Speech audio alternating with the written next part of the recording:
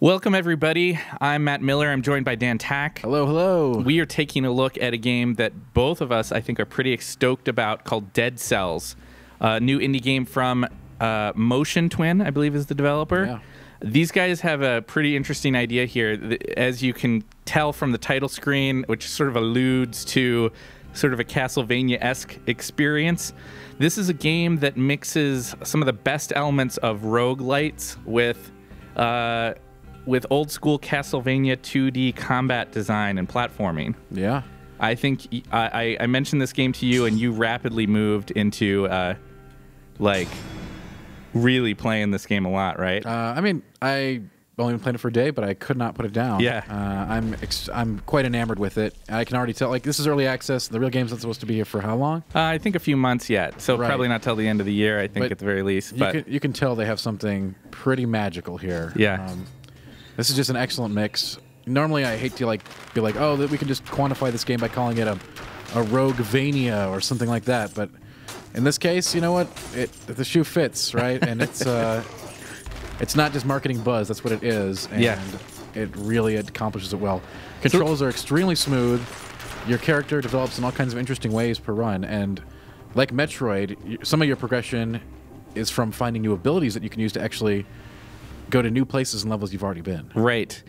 So let's talk about the concept here a little bit. Like at the beginning, you could tell the character you're playing is like a dead body, basically. You're a corpse that has been revived by the plant. Right? Yeah. So you have been beheaded, or a body has been beheaded, and you're this weird kind of there's this green energy thing that goes and inhabits the headless body.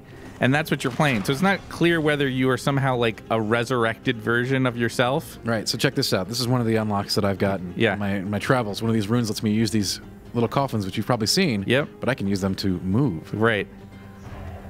Super cool. Right. So now I get a quick port to the Oss area, which is a difficult area. Right. I don't know if I want to go there, so I can go back, and there are many different routes you could take, even from this first dungeon. Right. So as this weird creature that is kind of a combination of the energy and the dead body, you go out and you're trying to escape from this prison. Yeah, I get it. Dead cells, right? Dead it makes cells. Sense. And it's like a double meaning. It's a really cool. double meaning. The thing I like, there's two things I really like about this game. One is that man, is this action tight. It is. It is really crisp. It's really crisp. The combat feels reactive to your controls. The enemies you fight have a lot of interesting patterns to pay attention to, just like the best Castlevania games that clearly have inspired this game. The different weapon types that you get feel really good and really unique, one from another. And you also you don't have any right now because it's early in the playthrough, but you get these abilities that let you do other cool things. Extremely important. Right. I found the farther you get, the more important those abilities are. Right. So that's one thing I really like. But the other thing that I think sets this game apart is that at least where it is right now, the roguelite elements are really well implemented. They are. It'd be easy for it to be overly frustrating, I think. But instead, you get a genuine sense of progression over time. Even though you've got to actually, get good. Yes. At the same time, you are progressing. I've got my potion down there with 3 uses. When you start out, you don't even get that healing flask at all. Right. And it's really handy, and you'll fill that up between levels. So you can always tell you're making progress even when you get destroyed. Yeah. It's really handy. I like the way that for the major unlocks, you get these what are effectively souls, right? That you're getting from your enemies, that you then use to unlock both permanent growth for your character, but also things that will show up on subsequent runs. Sure. Right. Like the bow. Like the bow I'm using now. Right. Infinite arrows, has unlimited ammo. Exactly. And the way that system works. Or this thing, the lightning bolt. Yeah. This thing is wild. So the way that all kind of works is that you can actually invest. When you get to certain points, you can invest in the next upgrade that you want. And I think that's one of the things that makes it feel less punishing than it would otherwise be, right? If you can just get to a place and there's something that, let's say, costs 100 of these things to unlock, and you just have 20, you can still invest those 20 And we'll see that here it in a won't be minute. until a later playthrough that you actually finish that process. But you don't need to get to 100 in a single playthrough in order to like feel like you're progressing, which I really appreciate. Because otherwise, I feel like the game might just feel too painfully punishing. As it is, You're making progress every run. You are. As it is, it is very challenging. It's tuned to be a challenging 2D platformer all the time. But I think you slowly but surely get a sense of growth. And